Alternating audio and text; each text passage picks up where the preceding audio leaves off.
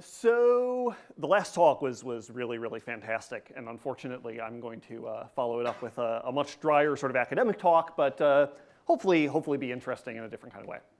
So right at the center of effective altruism is this idea of cause prioritization, right? There's lots of problems in the world that we could be trying to fix. There's lots of opportunities we could be taking advantage of, and we want to know which are the most important. And there's a sort of standard list of candidates, which you may have gotten from Natalie's talk if you haven't seen them before. So there's global poverty, there's animal welfare, there's risks from artificial intelligence, biosecurity, nuclear security, climate change, et cetera, et cetera.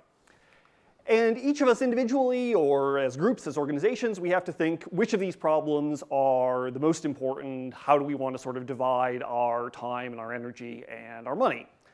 And suppose that we reach the conclusion that one of these cause areas, say animal welfare, is the highest priority. It's the place where, say, I as an individual can do the most good. Then a natural next question to ask is, given that I think animal welfare is the most important cause area from my standpoint, given my capacities, et cetera, should I sort of go all in on animal welfare? Should I focus exclusively on animal welfare? Or should I also be trying to have an impact on other areas, say on biosecurity or on artificial intelligence? Now, one kind of consideration that might seem relevant to this question, whether to diversify or not, is uncertainty. So we could be wrong in all sorts of ways about which cause is most intrinsically important, about where we can do the most good, et cetera.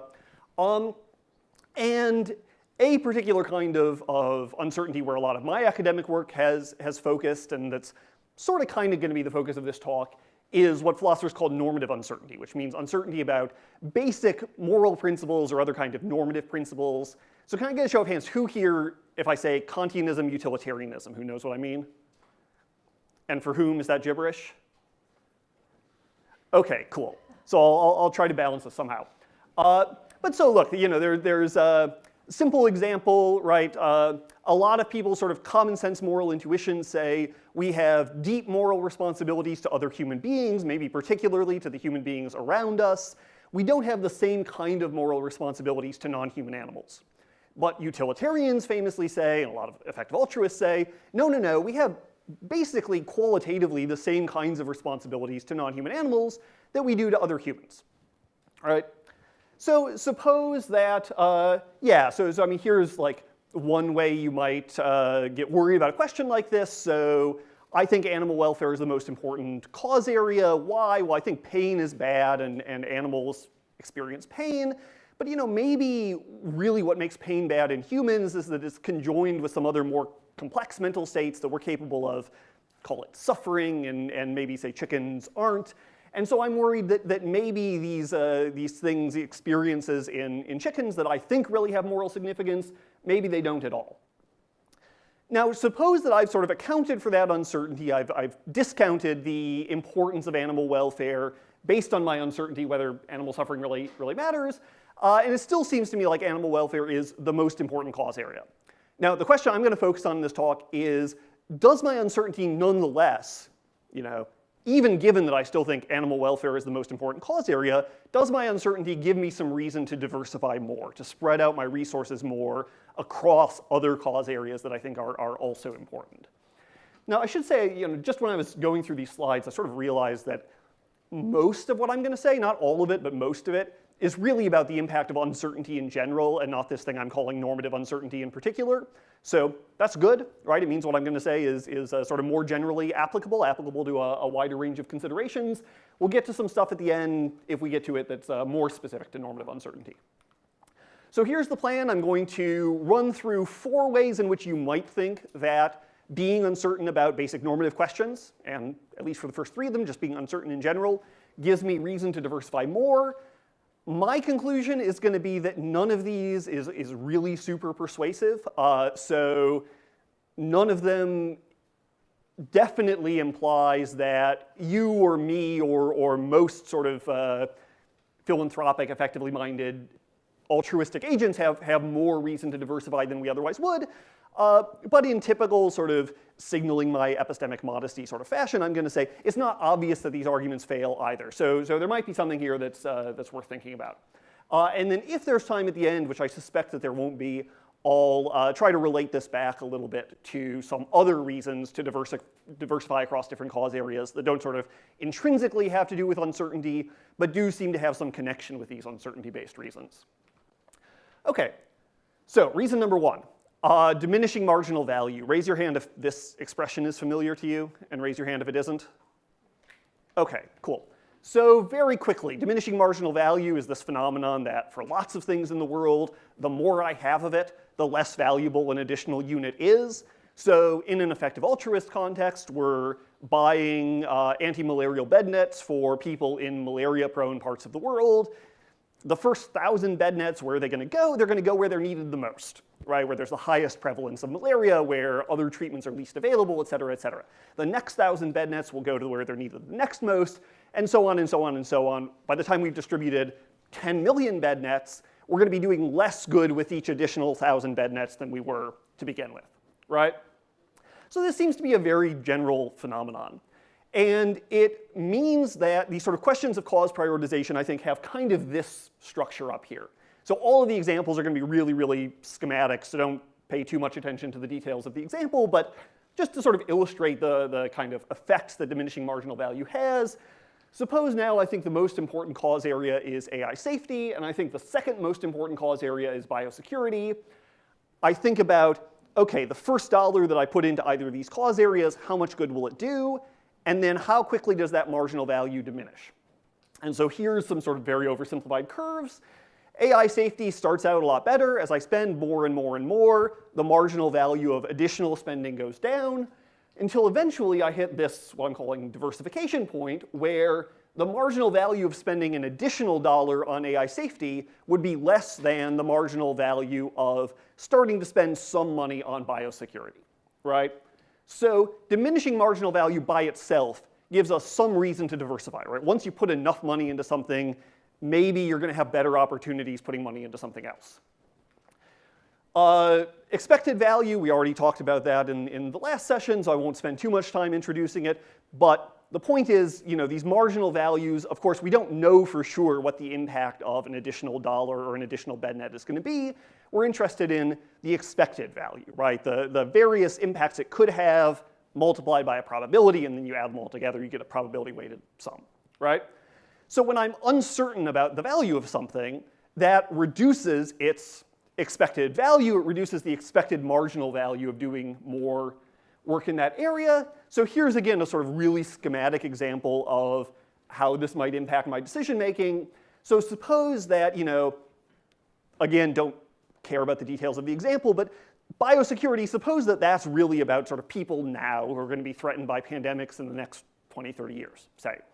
And suppose AI safety, suppose I have like relatively long, what we call AI timelines. So I think work that we do on AI safety right now is going to benefit people almost exclusively who are not alive yet. And I might be uncertain for various philosophical reasons about whether, to what extent I have responsibilities to those people who don't exist now.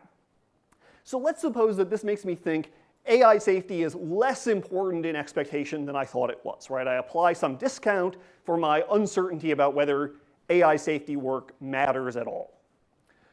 Now, I still think that AI safety is sort of initially the most important cause area, but it's a lot closer to biosecurity. And you can see here in this really simple model that that means, coupled with the sort of diminishing marginal value of investment in a cause area, that I hit the diversification point much, much sooner, right? It's much sooner the case that I can have more expected marginal value by diversifying, going into other cause areas, than if I had been certain that AI safety was important. Right, so normative uncertainty could have this impact, that it brings the initial marginal values of different cause areas closer together, leads us to diversify sooner than we otherwise would. Basic assessment of this line of argument, I think that for large donors, here the sort of obvious example in the EA world is the Open Philanthropy Project. This kind of reasoning is just absolutely right and straightforward and important. Because they're spending large amounts of money, and they should pay attention to how the returns to that investment diminish as they spend more. And of course, they do pay attention to these things. For somebody like me, this kind of reasoning doesn't seem directly important. Why? Because, well, even if I gave my whole income to AI safety, we'd still be hanging out, right about here, like pretty close to the y-axis. right? So the marginal value of my donations is not going to diminish very much as I donate more of my salary to a given cause area. Okay, so that's number one. Number two is risk aversion. Here's a simple thought experiment. Suppose that you have the opportunity either to save one life for sure, or do something that has a 1 in 1,000 chance of saving 1,000 lives, and otherwise does nothing. All right? Now, in expectation, these options are equally good. Why? Because 1,000 times 1 over 1,000 equals 1. 1 equals 1. Right? These are equally good.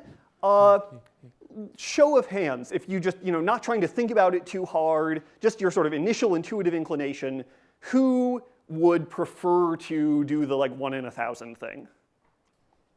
And who would prefer to take the sure thing? Right, okay, so we get a larger show of hands for the sure thing, right? Most people intuitively are drawn towards doing good for sure, even when the expectations are equivalent. Now, interestingly, there's some psychological research that says maybe this depends on how you frame the choice. So if I present you with the same alternatives but described in a different way, so option 1 is 999 people die for sure. Option 2 is there's a 99.9% chance that 1,000 people die and a 0.1% chance that nobody dies. Then in some sort of classic experiments by Kahneman and Tversky, you get the opposite result. People's preferences sort of flip. But I think when we're thinking about our own charitable activity, we tend to frame it in terms of gains rather than losses, right? We more naturally think in terms of lives saved than in terms of lives lost. So I think we're drawn towards doing the sure thing in cases like this. Now, why would we be drawn this way? Well, you can see a line of reasoning that goes something like this. If I save a life, then my life has really meant something. I've done something that's really made a difference in the world, made a difference for somebody else. That makes my life sort of more meaningful. Of course, saving 1,000 lives would be better than saving one life, but not 1,000 times better. At least not from the standpoint of my own sense of having accomplished something, having done some good. The sort of reductive way to talk about this is, in psychology, it's popular to say that people do altruistic deeds for the warm glow that they experience.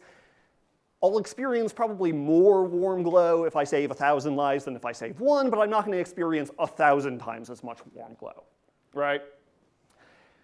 So if what I really want is to be certain, or as certain as I can be, that I've made some difference, that my life has done some good for the world, then that gives me some reason to be risk averse, and that potentially gives me some reason to diversify more. So just to give a really quick example, suppose now I think the most important cause area is climate change, but again, I'm not sure whether working on climate change is really that valuable.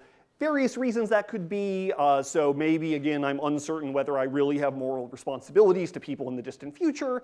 Maybe I'm just unsure whether I can have any impact on climate change. Right? I think I could spend my whole life doing climate policy advocacy kind of work and make no change at all to actual policy outcomes. And even if my impact is really high in expectation, because the impact I might have is really big, I might still feel sort of depressed about this, that probably I'm not having any impact at all.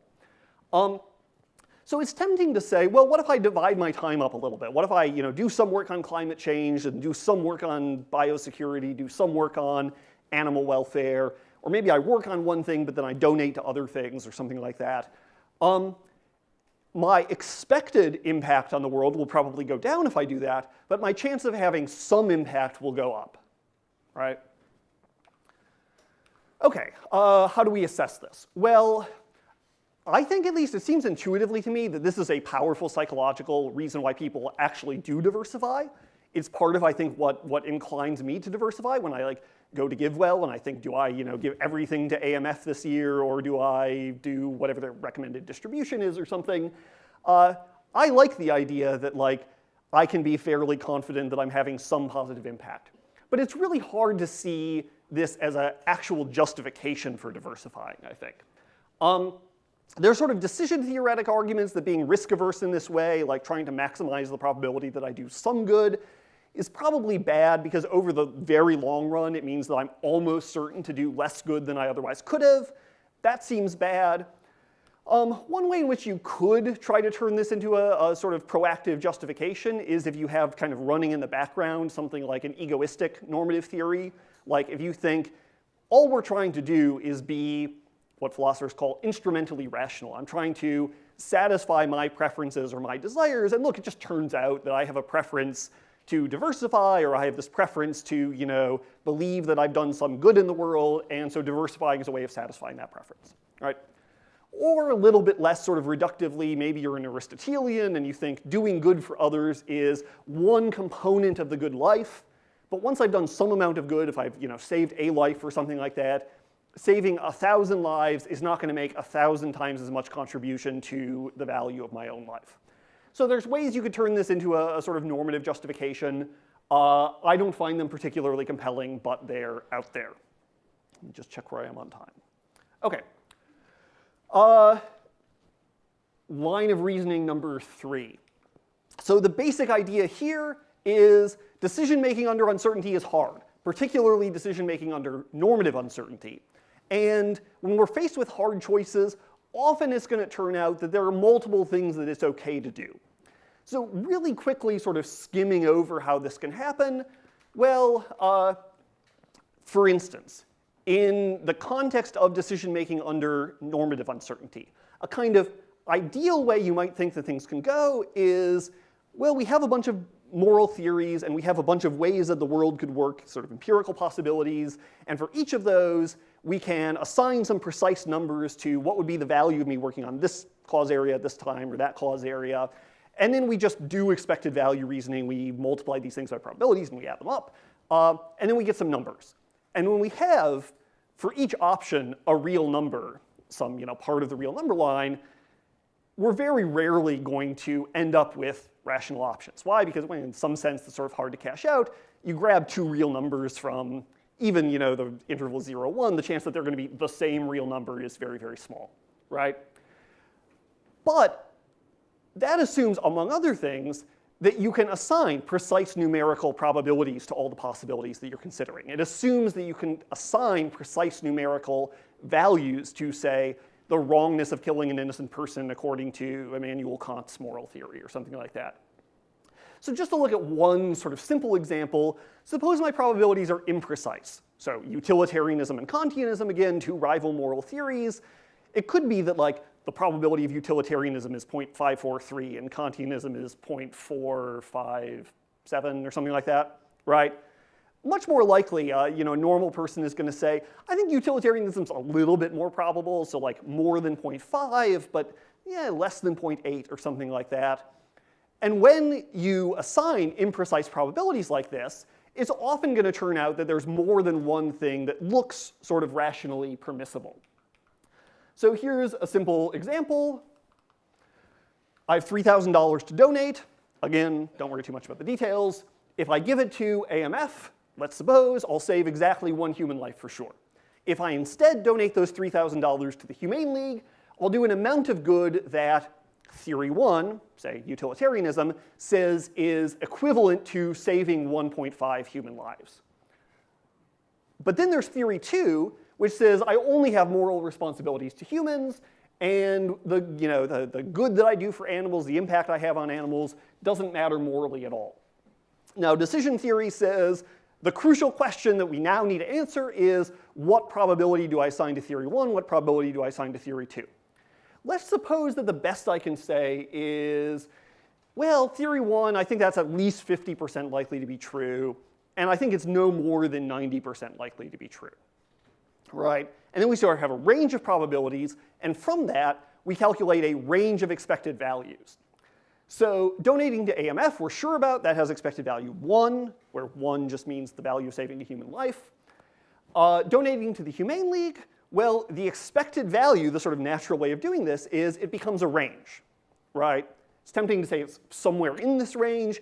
Actually, the right way to say it just is the range, right? So the expected value of donating to the Humane League is the interval 0.75 to 1.35, which you'll notice includes 1, right? So we can't, at least it seems like, say donating to AMF has greater expected value or donating to the Humane League has greater expected value. Now, very quickly, in this sort of situation, you might think the following. If it's permissible for me in any given choice situation, say every time I'm trying to decide whether to donate some money to AMF or the Humane League, if it's permissible for me to go either way, then it seems like it should be permissible for me to sometimes go one way, sometimes go the other way, right? So rational options in particular cases create the option of diversification across cases. Now, there's various worries you could have about this. One big worry is that if you do this in a sort of arbitrary way, you could, again, end up doing things that look sort of definitely bad. So making a series of choices that each moral theory you have credence in, or each moral plus empirical theory, says is worse than if you had made some other series of choices. So we want to avoid that. The sort of standard way of avoiding that in decision theory is to say, even if you don't have sharp probabilities, even if you don't have sharp numerical values, act as if you do. Choose some precise probability from within this imprecise range and just sort of go with it. But even if we do that, we could choose the precise probabilities that put the choice between, say, AMF and the Humane League right on a knife's edge where we're sometimes going to go one way, sometimes going to go another way. So the bottom line on this, I think, is there is something here. I think we probably are stuck with some degree of imprecision in decision-making under normative uncertainty, but it only gets us that we are permitted to diversify. It doesn't seem like it's going to get us the conclusion that we're required to diversify. Okay. Just a couple minutes left, so I'm going to say very, very little about this fourth thing. This is actually the line of reasoning that is distinctive to normative uncertainty. And it's something that gets pretty technical pretty quickly, so even if I was going to talk about it for longer, I would be glossing a lot of the details. But here's roughly the issue. When I'm uncertain, say whether Kantianism or utilitarianism is the correct moral theory, the big central technical problem that philosophers have been grappling with for the last 10 or 15 years is how do I make quantitative comparisons between utilitarian values and Kantian values, right? So Kantianism says telling a lie or killing an innocent person, these things are just absolutely morally wrong. Utilitarianism says, you know, more happy is better, less happy is worse. And now we want to know how do we compare a utilitarian reason to a Kantian reason such that we can, for instance, compute an expected value. I'll skip the example. Bottom line, this is really hard, right? There's some cases where it looks doable. There's a lot of cases where there's no obvious way of doing it. One suggestion that's been floating out there in the literature for a while is that we should somehow try to compare theories in a way that treats them equally. So this is what Will, who's done important academic work in this area, calls the principle of equal say. He and this early guy, Ted Lockhart, who's one of the sort of the first people to really talk about normative uncertainty seriously in the literature, have both suggested that this might have some role to play in how we make decisions under normative uncertainty. The idea basically is that you should give each theory a degree of decision-making weight that's proportional to the probability that you assign to that theory. Now, you might think one way this is going to go is, well, if I give each theory a weight proportionate to its probability, then that means each theory should get its way, so to speak, a percentage of the time that's roughly proportionate to that probability. Now, skipping a lot, I think that this is a hard conclusion to get. There's a lot of questions that you have to answer in order to make this principle of equal say precise. The sort of two central questions are, how do we equalize two theories? Should we equalize the range, equalize the variance, whatever? And over what domain should we equalize? Should it be like all conceivable choices, or all of my lifetime choices, or just this particular choice I'm making right now? Yeah, I think I'll skip the example. The bottom line is that to justify diversification, you need a very specific, particularly specification of the domain over which you're equalizing different normative theories. So for instance, if we say each theory should sort of get equal say with respect to the domain of all possible choices. Okay, each theory maybe will get its weight some of the time, but that some of the time might not be like any time in this century.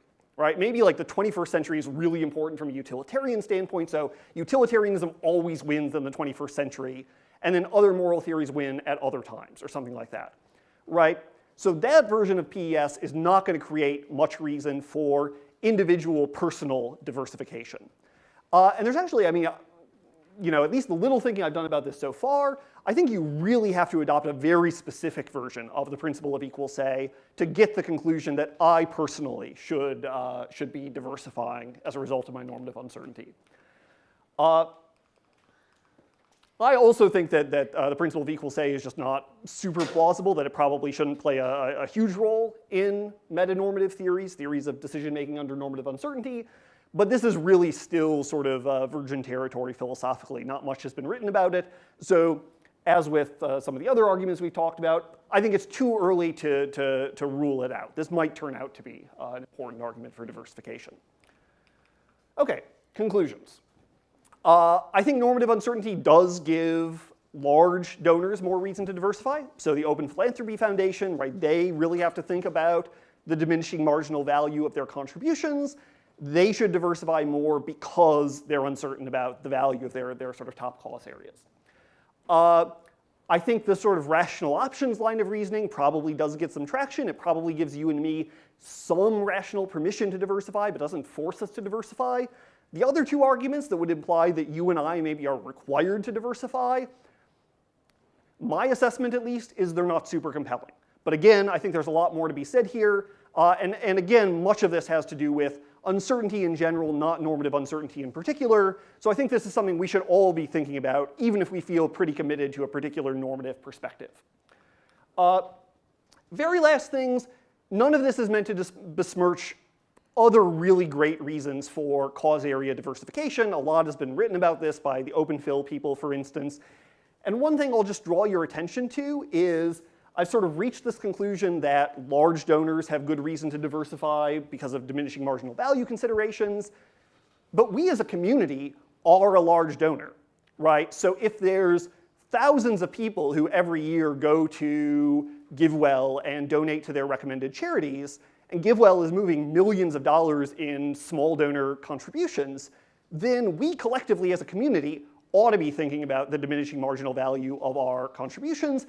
And this is one way of making sense of, for instance, the fact that GiveWell will often say, here's our recommended allocation, right? Or you donate to us, and we'll turn around and give 40% to one organization, 30% here, 20% here, whatever, right? What they're doing is the fact that we're acting together makes us into a large donor and gives us the opportunity and a sort of real justification for diversifying, which is nice because it means we can sort of capture this psychological incentive and have some confidence that we are individually each having some positive impact, even if one particular cause area or one particular intervention turns out not to work.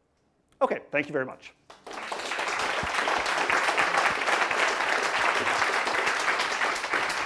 Wow. You can stand up here for a few seconds. Who of you was not a philosopher? Raise your hand. How was this for you? It was like, yeah, you want to recommend or say something about it? It was quite fast-paced, I'd say. But actually, now that I have a mic, can I have a question? Seize the opportunity. Take the question. I didn't quite yet understand the diminishing marginal value and how you decided on the threshold. So maybe you can go into more detail there. The threshold, say what you mean? A little bit of clicking left. All the way at the beginning. Yeah, there we go. Oh, that dotted blue line? Yeah, so that's just the initial marginal value of donating to your second best cause area. So the point is when the value of donating to AI safety, or the expected marginal value, drops below this line, and then I'm asking, should I donate the first dollar to biosecurity, or should I keep donating to AI safety, right? Because biosecurity starts off here. The expected value of donating that first dollar to biosecurity is going to be greater than the expected value of donating an additional dollar to AI safety. Does that make sense? Another question. Hi, yeah, thanks for the talk. I enjoyed it. Something that I think is bothering me with moral uncertainty as a kind of new philosophical approach anyway, is that I'm not sure if there's there's just epistemic disagreement in our theories. Like the reason why I think utilitarianism is better than Kantianism at the moment, for example, might be that I don't have enough information, or my epistemology is faulty. Mm-hmm. So what do you say about that? Yeah, no, I think that's absolutely right. So I mean, particularly in moral philosophy, I think there's a sort of deep disagreement between, as Will was hinting at in his keynote, people who think that we should start from sort of a small set of a priori first principles and kind of reason our way downwards, versus people who think we should try to capture as many of our sort of reasonable intuitive judgments about cases as possible, right? That's a disagreement about moral epistemology that then leads people to maybe classical utilitarianism on the one hand versus common sense morality or versions of deontology on the other hand.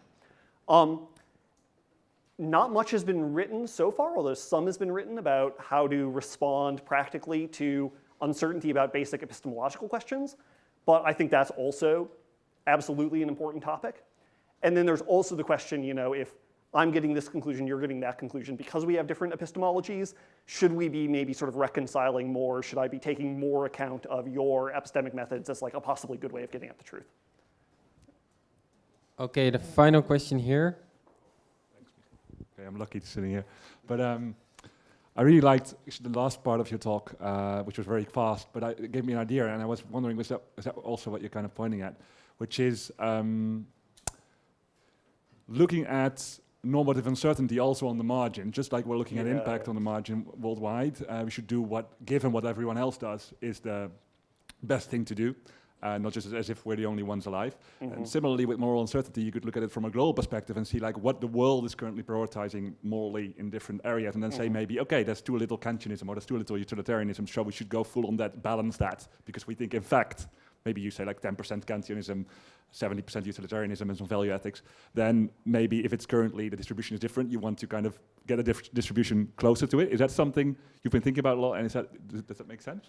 Yeah, I think it absolutely makes sense. I don't know that I've thought about it in that way before, so that's really useful. The way that I would intuitively think about that is, go back, I'm not going to go back, but go back to those marginal value graphs, right? If the world as a whole has been pumping a lot into the cause areas that, say, common sense morality thinks is really important, then that means that the marginal value of those cause areas has already diminished and diminished and diminished. And if we then find, like wild animal suffering, right, a cause area that's relatively neglected because the world hasn't been pumping much of its resources into that cause area, then the expected marginal value of doing some initial work in that area might turn out to be very high, right? So I think there's one way of explaining the importance of neglectedness. Cool, thanks. Thanks. Thank you so much. Give him another hand.